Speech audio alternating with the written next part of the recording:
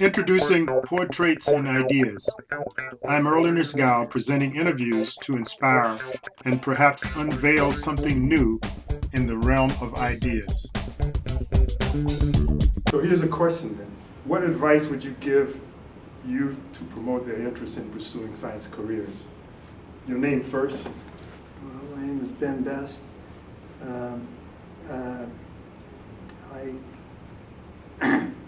I think the best I can say is that science is a way of getting a command of the world, getting an understanding of the world, and you can't control anything that you don't understand.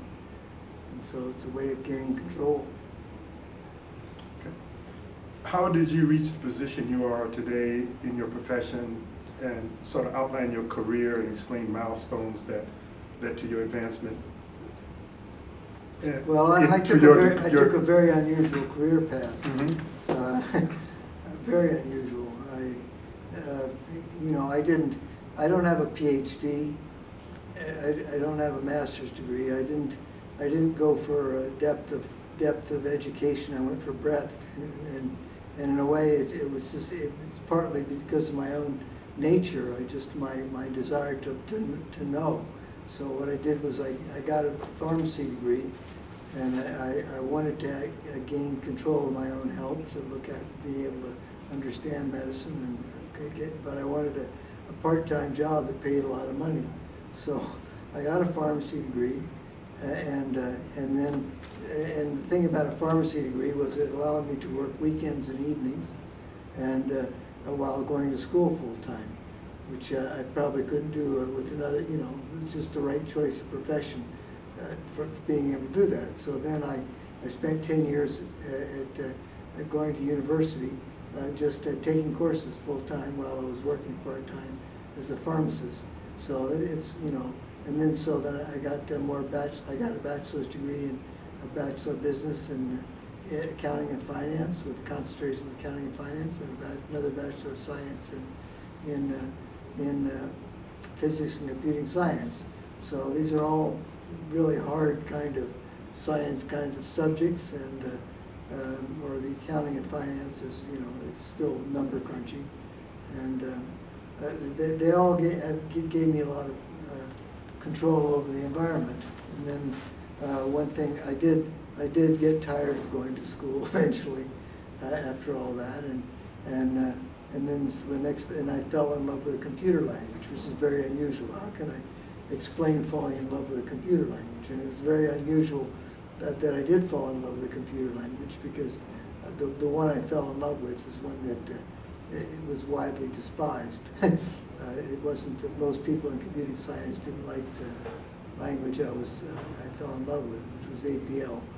And but anyway, that's what I wanted to do in life, was to use that language, and so I actually moved to the city, Toronto, Canada, which was the center of APL use, and so I actually did what I wanted to do, and I ended up working for a bank for 10 years, and then but as a hobby, I was always interested in life extension, and so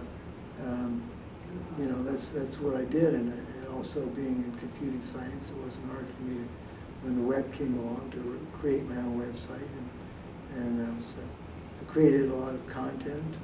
benbest.com is my website. It has a lot of science on it, and as part of that is a section of calorie restrictions, and that was part of it, but also life extension is something I was pursuing, every aspect of life extension. And I got to know the people who were also interested in life extension. And Life Extension Foundation, I guess, was not a big organization when I first got involved in it, but it's grown and grown and grown to be successful, I think. And so just by knowing the being close to the, being passionate about the subject, and having proven my passion and commitment to the subject, I got hired, and so I'm doing what is now a dream job for me, which is just being totally involved in science all the time. I get paid to go to conferences all over the world, scientific conferences, and I write about them for the magazine, and I like travel, and so I get travel and science, and it's you know, reasonable pay, and so if I wasn't getting paid for what I was doing, I'd still be wanting to do it, but I'm getting paid for it, so you know, I can't think I'd probably be doing something very similar things if I wasn't getting paid. So That's a dream job. It is a dream job. When you can get paid for something you would Exactly. do without pay. That's So how would exactly. you But relate? I don't know how I Yeah. could, I don't think any of this is translatable. Well, actually, I think what you've already said is very instructive, because what I pick up is you have multiple skill sets. And so how do you rate those multiple skill sets as being a generation of the career that you have created for yourself? You know, the cross interaction of those skills. Well, The synergetic effect of those skills. well, I mean, you know, computing science has helped me gain, you know, well, build my website for one thing. That's sort of, in a way, minor, but it's also helped me develop a lot of logical understanding, and, you know, like, I think, I don't know, I collect a lot of devices, and it's just, to be able to deal with technology, I think requires a lot of understanding of computing, and then pharmacy. I wanted to look after my own health, so so, you know, I pursue, you know, I think I learned a lot about, main thing I learned about drugs is that I don't want to be taking them. But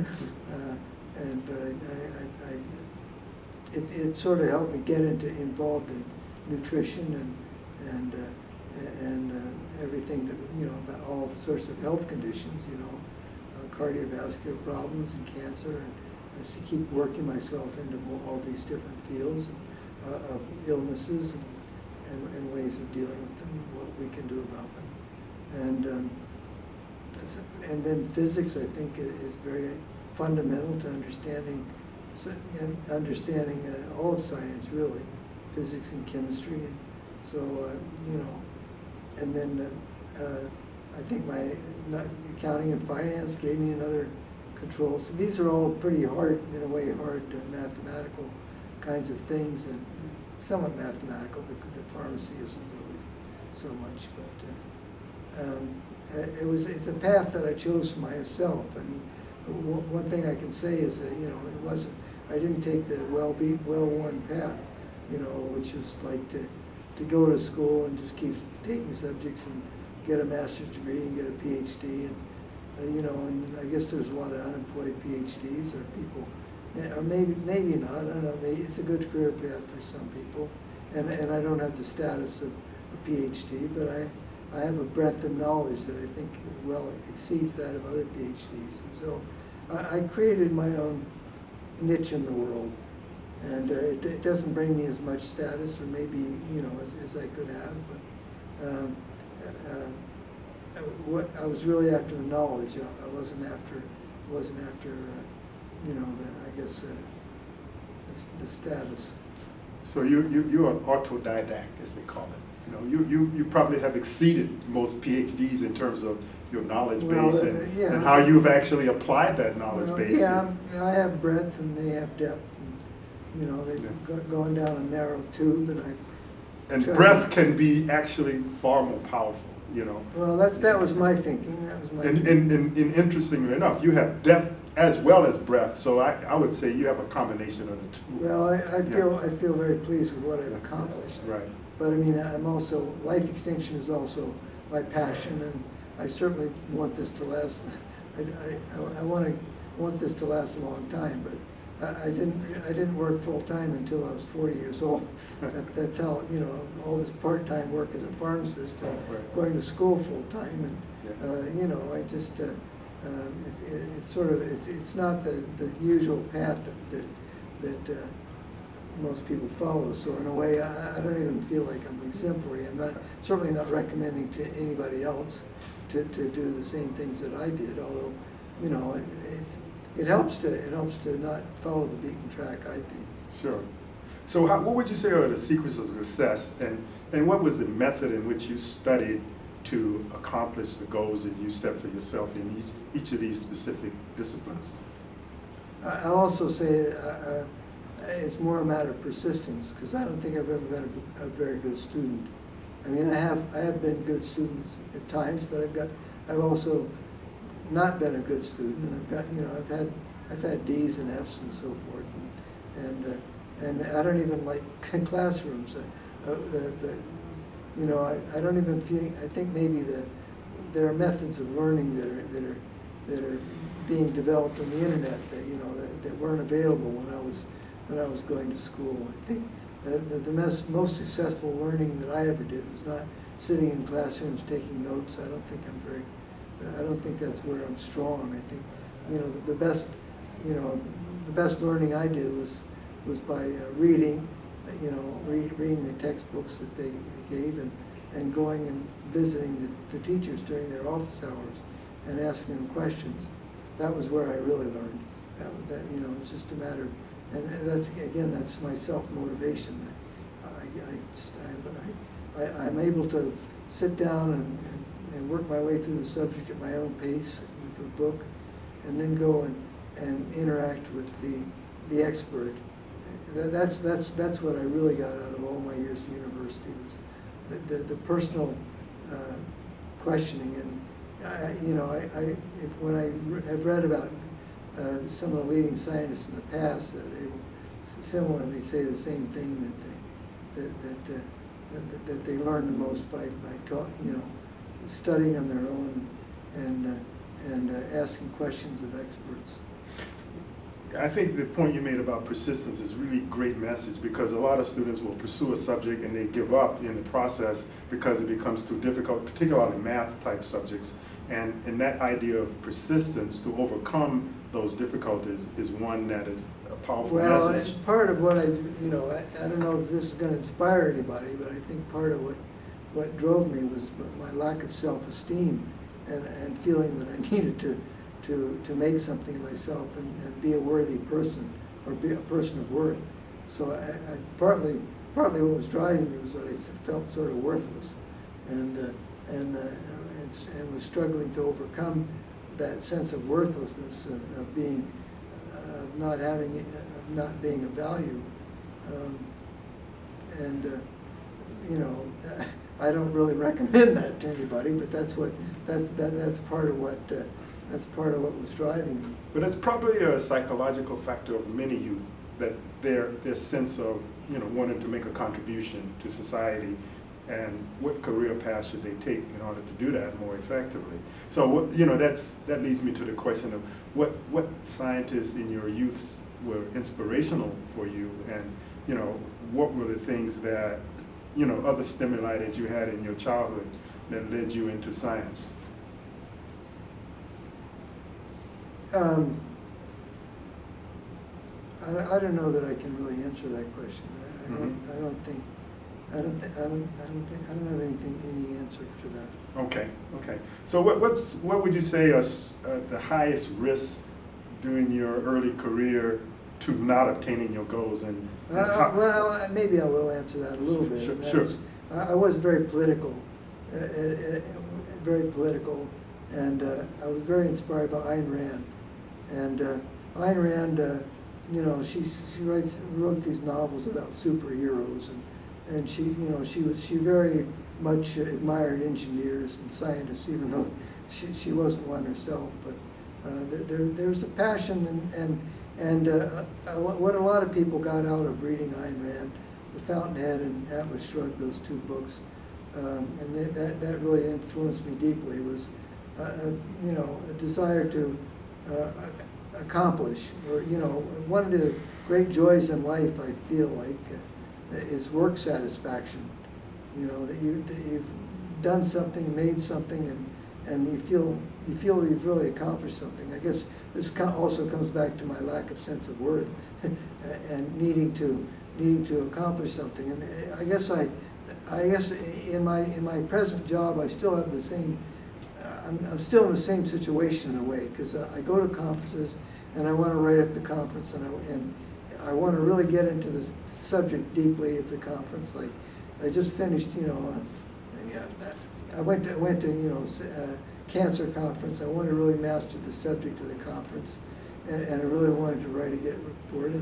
And there's a sense of satisfaction having it published in a magazine, and so I get really worked.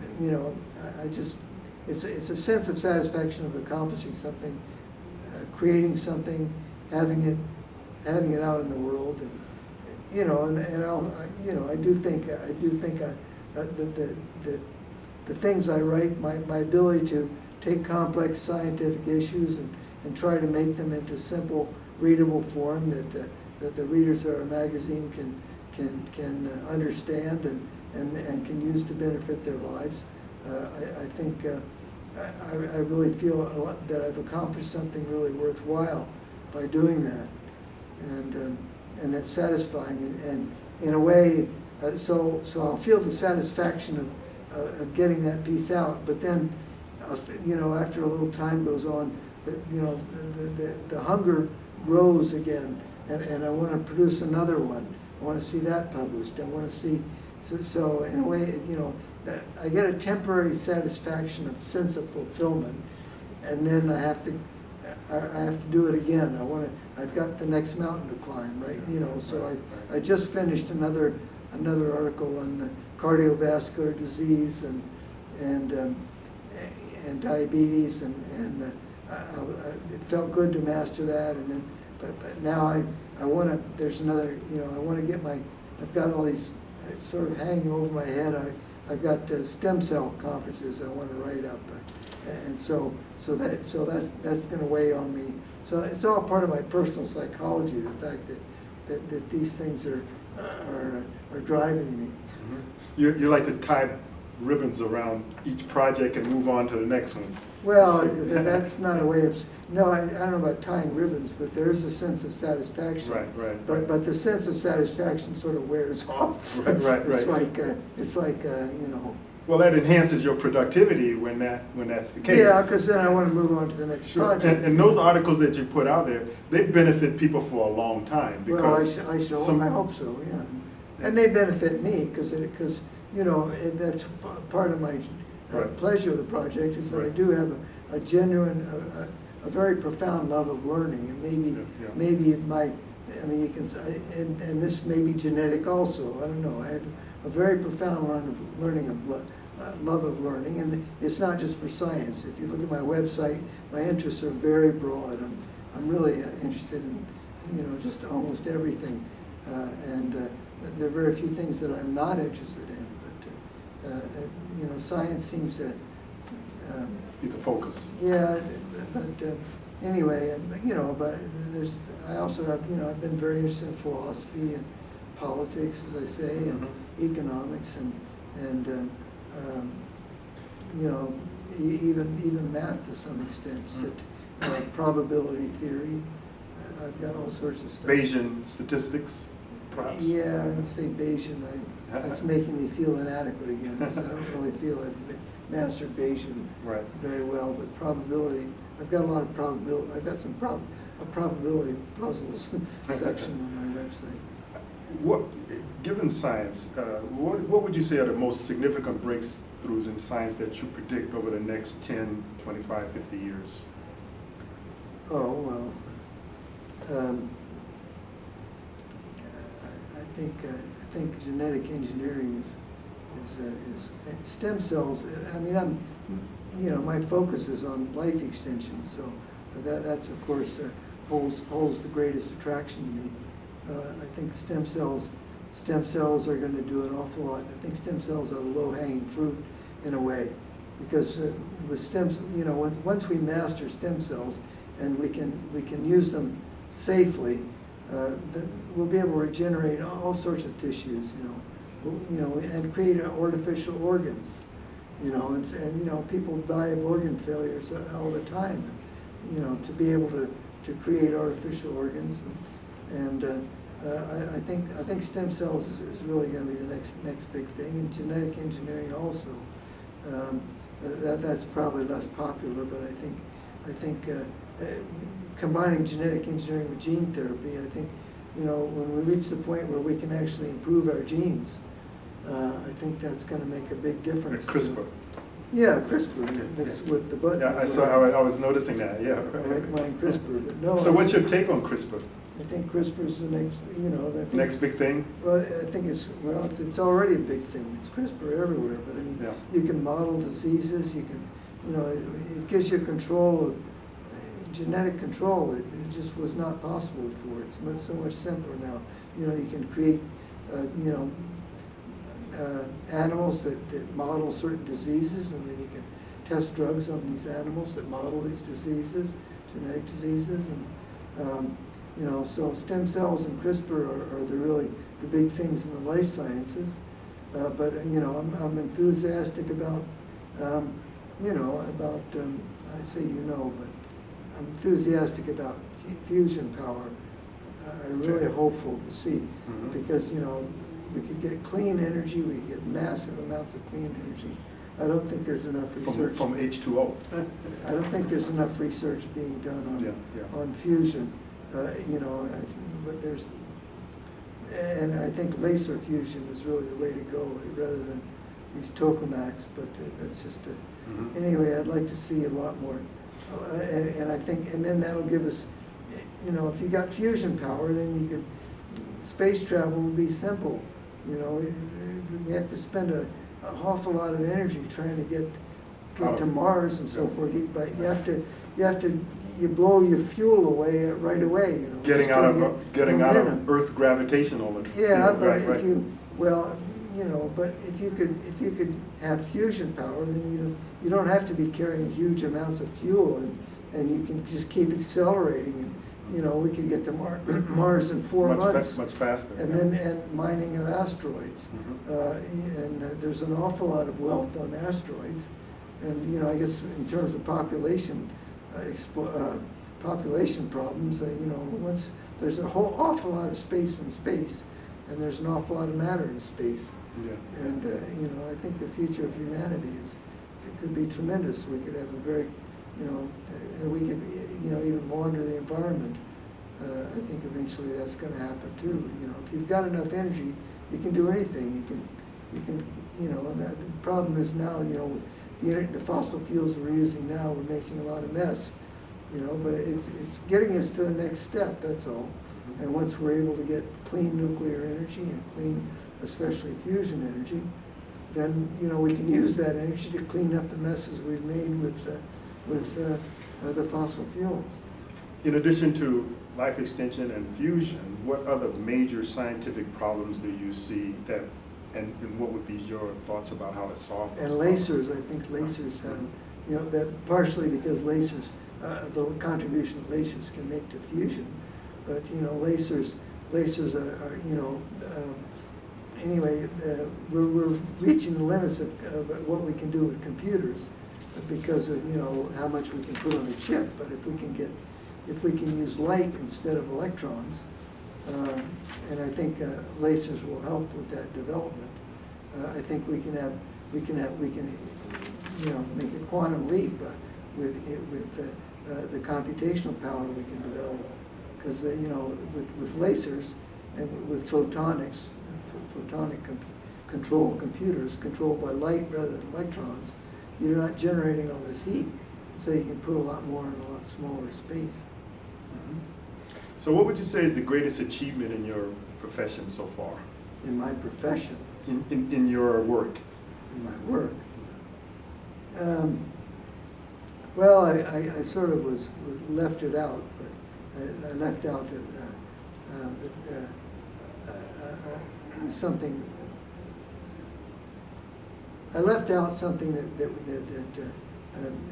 is usually an embarrassment, because I haven't been afraid of unpopularity, and so I've been very involved. I was president of the Cryonics Institute for 10 years, so between 9 years, between working at a bank and doing that software and doing my current job at the Life Extension Foundation, I was president of the Cryonics Institute, and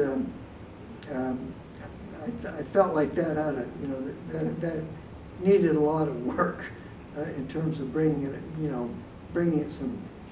science to that field, especially with with the organization I worked with, there wasn't a commitment to science that I felt it should have, and to make the field more credible. You know, I did an awful lot to bring computer technology into all aspects of that job that I did, and I learned a lot in the process. And I also mastered a lot of science in the process, a lot of unusual science. But you know, the key problem with cryobiology and cryonics is cryoprotectant toxicity. So one of my greatest sense of satisfaction is that I recently published a paper on cryoprotectant toxicity. And you know, I think aside from stem cells, organ transplants and creating artificial organs and being able to keep them at low temperature, you know, are scientific developments that are sort of on the road to actually being able to cryopreserve whole humans successfully and bring them back. But you know, a step along the road is to be able to preserve kidneys and hearts and lungs, and you know, as well as develop them, engineer them, create them. And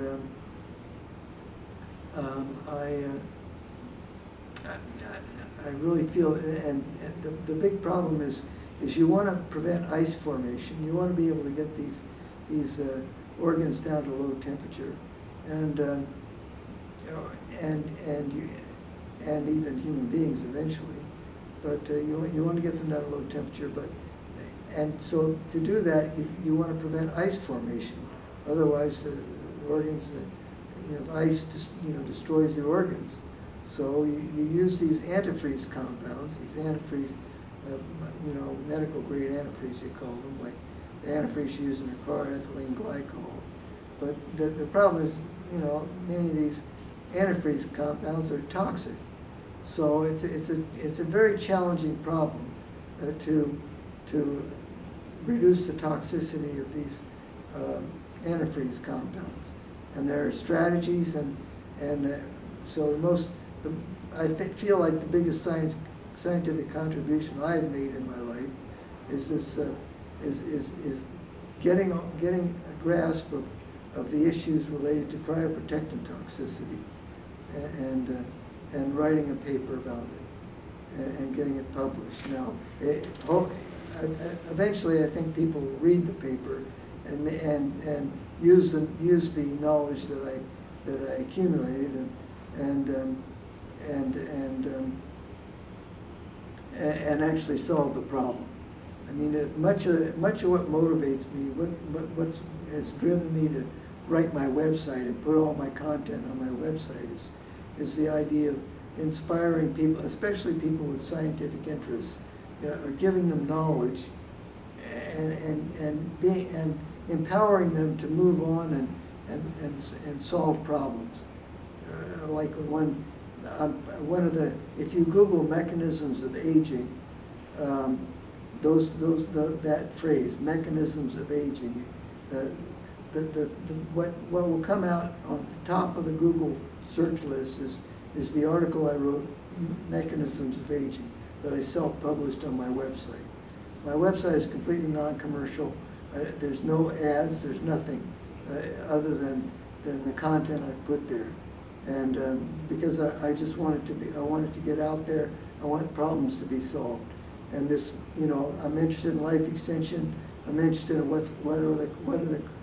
what causes aging and what can be done to solve it. So I'm very proud that it comes out on the top of the search list, but not that I think a lot of scientists have learned from that page, that web page that I wrote, and it's enabled them to use that knowledge to solve problems. And actually, there's one scientist who's got a PhD. He's got a PhD he's a PhD in biochemistry, and he works full time on life extension research, doing stem cell research, he's founded his own company, and he told me that my website mechanisms of aging was what gave Stimulated. him, yeah, what gave him a grounding in the whole field of the issues involved in life extension, and so that's extremely satisfying to hear that. And as far as, you know, I've written an awful lot of I've got a cryonics section of my website, but it's actually all about cryobiology rather than cryonics. Cryonics is sort of the goal in the end, but the means to the goal is cryobiology, just like my cryoprotectant toxicity paper that I just, you know, I was able to write that because I spent so many years working on my website on cryobiology. And I've been to cryobiology conferences, and they won't even let me join them, the Society for Cryobiology, because of my involvement in cryonics. They've got a bylaw, the Society by Cryobiology. So I'm a black sheep, but I've been going to the Society for Cryobiology meetings for you know, since 2004, and I have PhD students. I've had PhD students coming up to me and saying how much they learned from my website and how much it has advanced their careers, helped them master the subject, even though they don't want their teachers to know about it. So I'm a black sheep. I'm officially a black sheep, but on the other hand, I think it's allowed me to empower people in ways that maybe if I wasn't so willing to be a black sheep. I think part of the problem with most scientists is that they're of course, you know, they want to have good status, they want to be respected by their peers, but on the other hand, this need to be respected can be a hamper. You know, can keep you from taking risks, can keep you from going into taking on unpopular subjects and mastering them and advancing the field. You know, if you just stick with what's popular, with what's trendy and so forth, I don't think you're gonna be making big breakthroughs. You're gonna be just you know, in the midst of a big crowd, a crowded field, and not really contributing in a unique way. Do you think that based on your work with the toxicity and cryobiology, that it's possible that a person could be frozen with present technology and waken up 200 years from now and they could function in society after they find cures for all of the diseases that they may have had and organ failures that they've had? That's what the hope of cryonics is. And it's also a belief that, you know, future repair technologies will be able to put people back together. Right. But you know, but we so don't. What's the controversy? What's the don't, controversy with your? We don't want to rely on that. Yeah. I mean, well, all the cryobiologists say this. You know, you're just working with dead people, and that you're destroying them with all this damage that you're doing, and you know. By freezing them, you mean? Yeah. Well, freezing them or even cryoprotectant toxicity. Mm-hmm. If you don't freeze them, you know, you're getting, you know, all these toxic chemicals. Right. You know, the antifreeze. Yeah. So, you know, they're not viable. But the thing is, you have to keep working at the problem. Mm-hmm. And I think, you know, we don't want to have to rely on, you know, molecular repair technology and nanotechnology 200 years from now. If we can reduce the damage so that it's 100 years from now, or 50 years from now, or even 20 years from now. And the less damage we can do, the less cryoprotectant toxicity there is, the better we can preserve the tissues, the less time it will be before we'll be able to bring people back. And also, and you know, there's the short-term goal of being able to preserve transplantable organs, you know, and you know, as I say, with genetic engineering and stem cells and so forth, I'm sure we could we'll reach the point of being able to grow human hearts and human kidneys and human livers in pigs, you know, just by genetic alterations.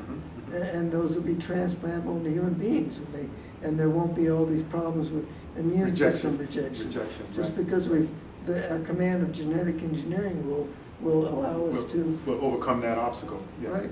So I have 3 last questions, and I really respect your time and appreciate your giving us all this great advice.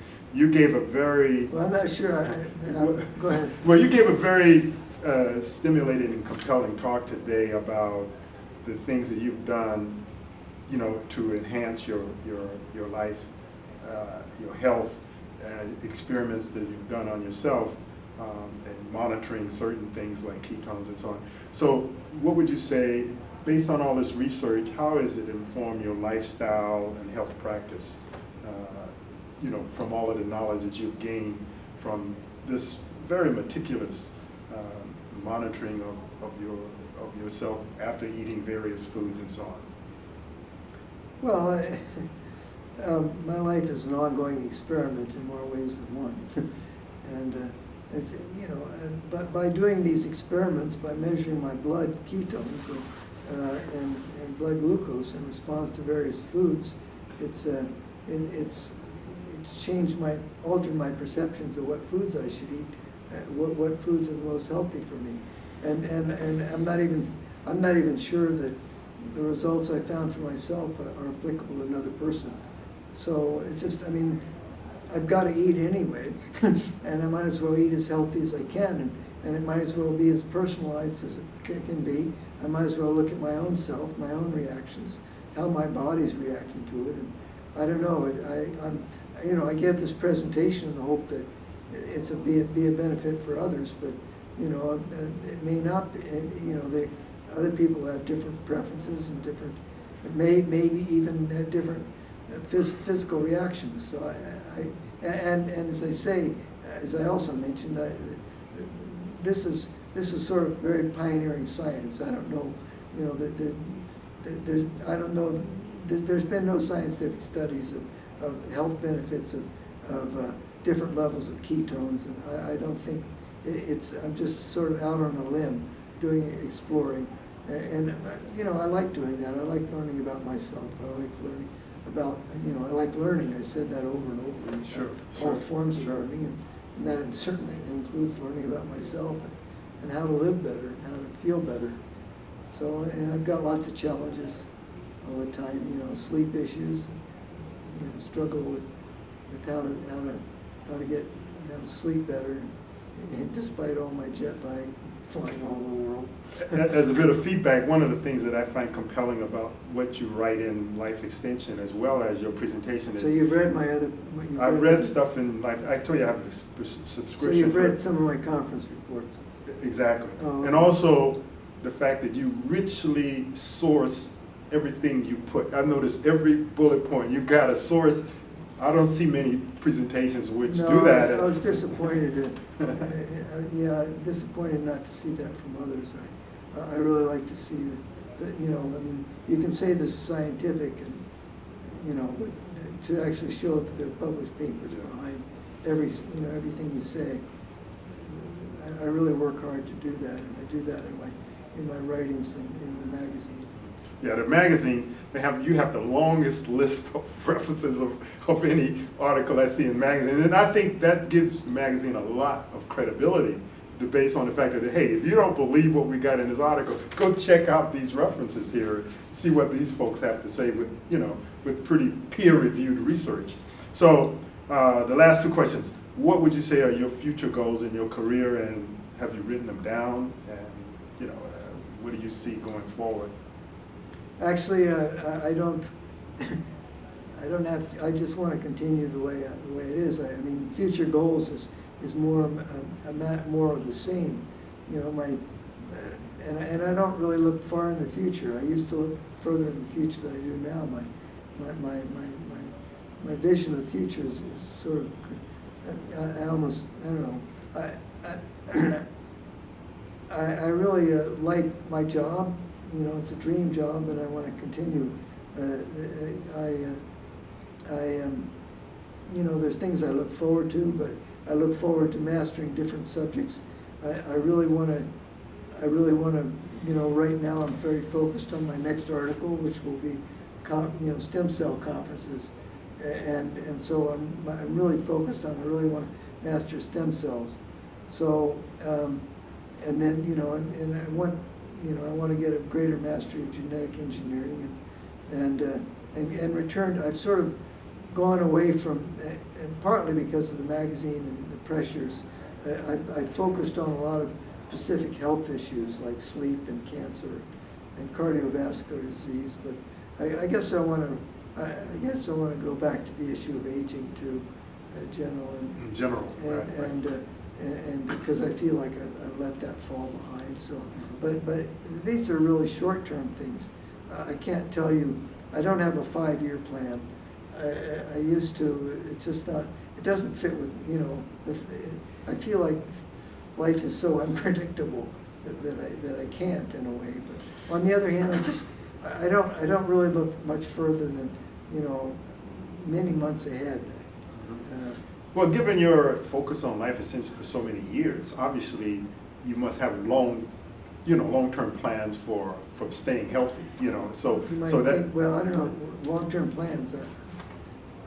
based on your lifestyle. I'm hoping that I can keep myself alive long enough to benefit from gene therapy and Right. from stem cell therapy.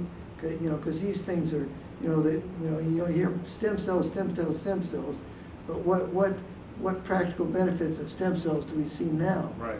Well, I mean, the potential is huge, but we just haven't gotten there yet. Right. I want to live long So you enough. want to bridge yourself to those. I want to live long enough by good diet and exercise and sleep and the ways of taking care of myself. I want to live long enough to benefit from these things. So in a sense, that's my goal, is to concentrate on the health issues. The health issues, I think we have a lot more control over health issues than we do, and I have a huge amount of respect for Aubrey de Grey, but the fact that he does absolutely nothing about his health, just because he thinks he's healthy now, you can always be healthier, no matter how healthy you think you are now. You can always do more to improve your health, and by doing so, to live longer and to live longer in good health, and to just say, well, I'm healthy now, I don't need to think about it, and have all these plans. And he's got some good plans, and I hope to live long enough to benefit from all the sense projects, all the it's more than stem cells is part of his project, but eliminating senescent cells and Right. and there are these other aspects of sense, and I think that's all going to come aboard, and I don't think I think well, I'm older than Aubrey is, and so I think I need to be more aggressive about looking after my health, but I still think anybody can. You can actually do probably you can do a lot of things when you're young and healthy to preserve your health, even though most people just don't think about their health until they're losing it. And I think that's the bad approach. I think you should be looking after your health your whole life. Yeah. So I'm glad to be doing what I'm doing. I want to encourage people to look after their health, and unfortunately, I think most of the people who get involved in life extension and Life Extension magazine do so because they're having health problems, and they just don't have the foresight to Prevent them. prevent them. Yeah, Don't be smug about where your health is. Yeah. Always look at improving and making it Well, better, because the yeah. research is constantly coming out that tells you more information on how Right. to actually do that. Well, people get complacent. They just don't take their health seriously until they start having health problems. Yeah. That's 95% of the population. What would you say is a typical working day in your profession, and how would you describe it? And you include not only your work for the magazine in terms of your writing articles and distilling scientific information for the lay population, but also, your exercise and your diet. What are the things you do in a typical day? Well, one thing I do enjoy about my life is it's not typical. There's no typical day. I'm flying all over the world. One day I'm in India, and the next day I'm in Chile, and so I have to adapt. I have to do a lot of adapting, and I enjoy that. And what I do is I try to,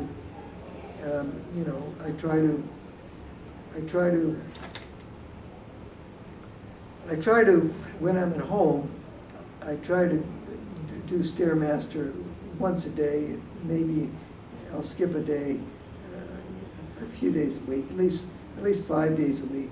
I like to do a Stairmaster. Stairmaster for exercise is it's low impact. I don't like treadmills because they're high impact. And also on a Stairmaster, while I'm doing a Stairmaster, I can listen to language tapes. So I listen to Tim's language tapes. And the language tapes I listen to are always about the next country I'm going to. So I've learned Chinese many times, but I'm learning Chinese again because I'm planning to go to a conference in China at the end of June. And so I, I'll go to the gym and listen to language tapes, hopefully within the next 24 hours. So I go to, I'm in hotels a lot, and I try to choose hotels that have fitness centers. That's one of my criteria for a hotel, is it has a fitness center. And so whether I'm at home or traveling, I try to do exercise on a daily basis when I can, and I often can't. And I've gotten very good at sleeping on airplanes, so that helps with the jet lag somewhat. And I'm trying to do. I haven't been very good about sleep, but I really think ketogenic diet has reduced my need for sleep. I probably should have mentioned that, but when I went on the low carb cruise, many of the people there told me that their need for sleep declined when they went onto a ketogenic diet. And so I think I seem to get along well without, 4 to 6 hours is a good night's sleep for me. And most people, that's not enough. And anyway, I think, but on the other hand, I think I'm probably maybe have jet lag problems. So a typical day, and also when I'm in the office,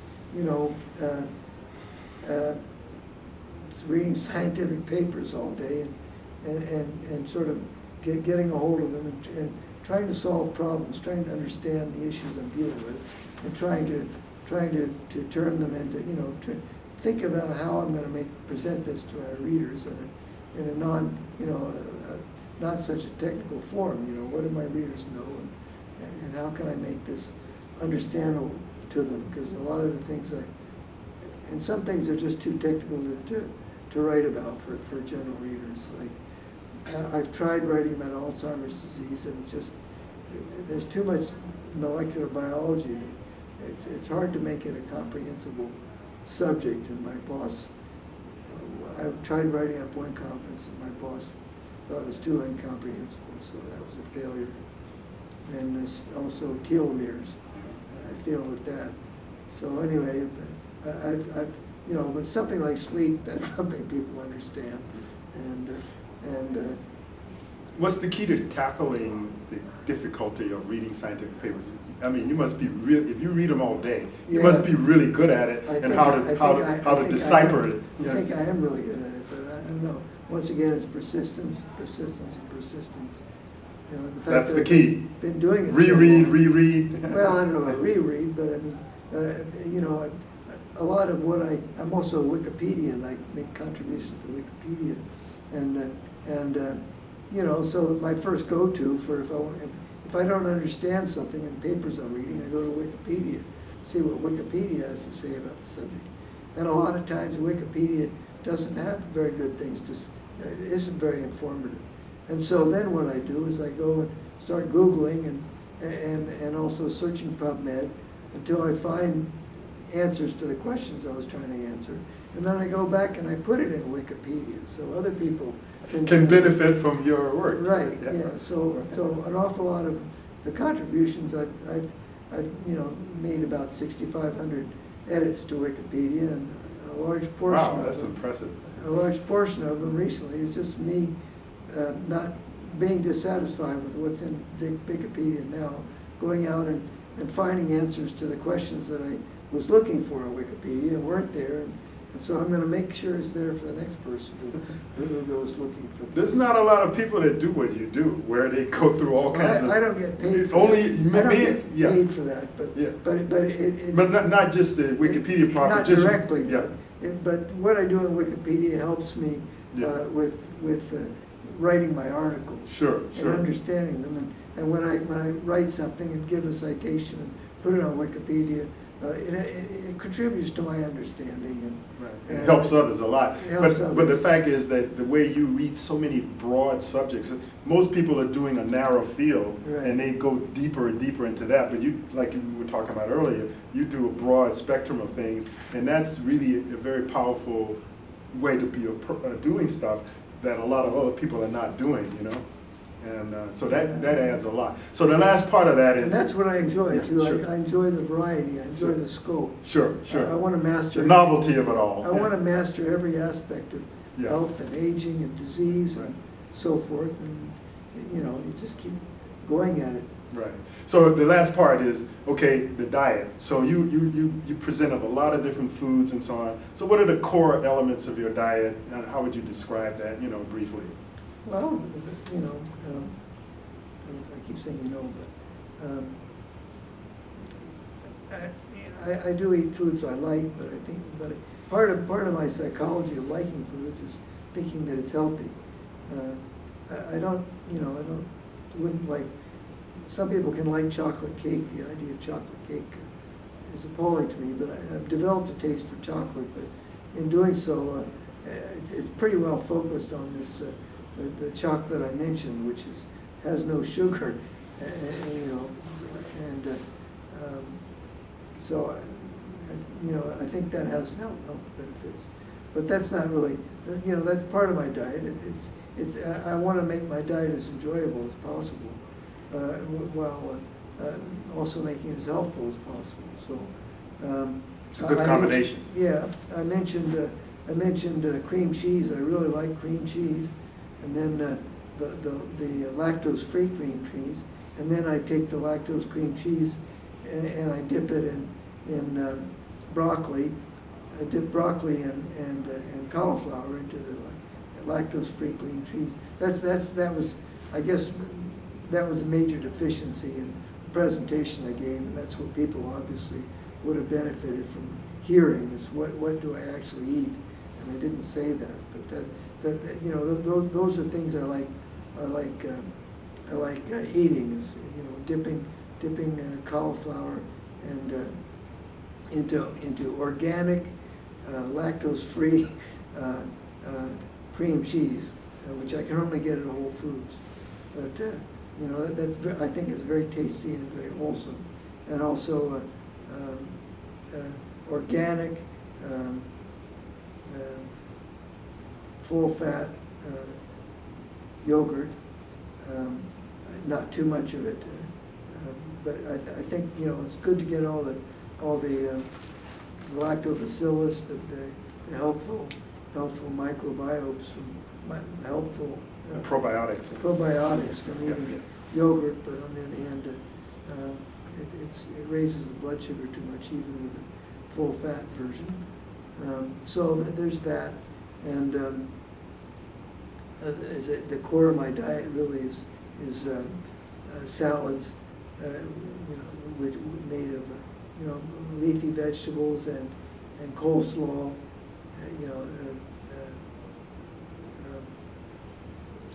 I say coleslaw, but cabbage and shredded cabbage and shredded beets, and I mix that up in a food processor, and then I combine that, take that and I combine that with walnuts and a scoop of whey protein, and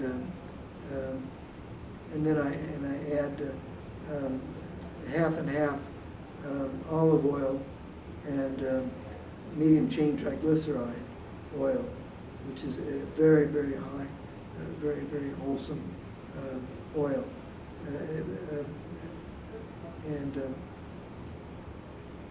and it's very ketogenic, medium chain triglycerides. So that's really the core, and then I'll add some pinto beans because they're very low in methionine and very high in fiber.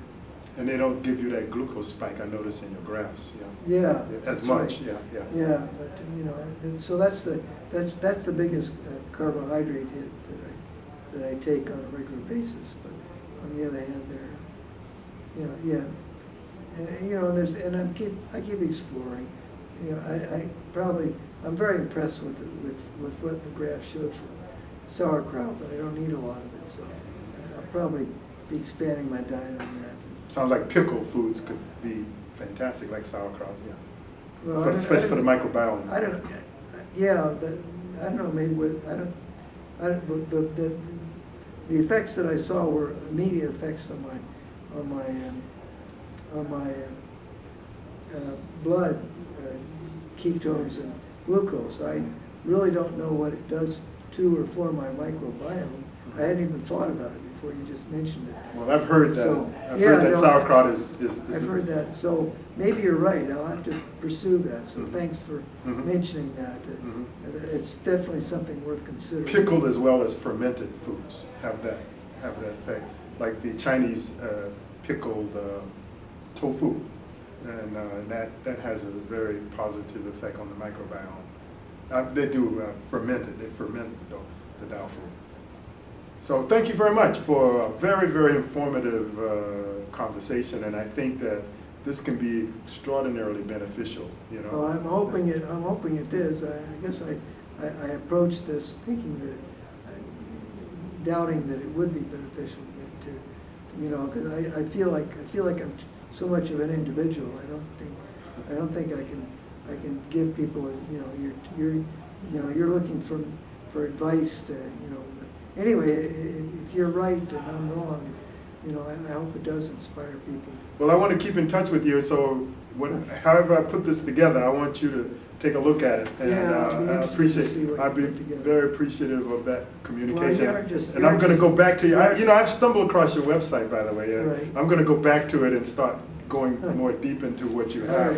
Okay. Right, and so I really appreciate this discussion. Your questions turned out to be a lot more probing and interesting than I was expecting them to be. Well, I'm glad to hear that as well.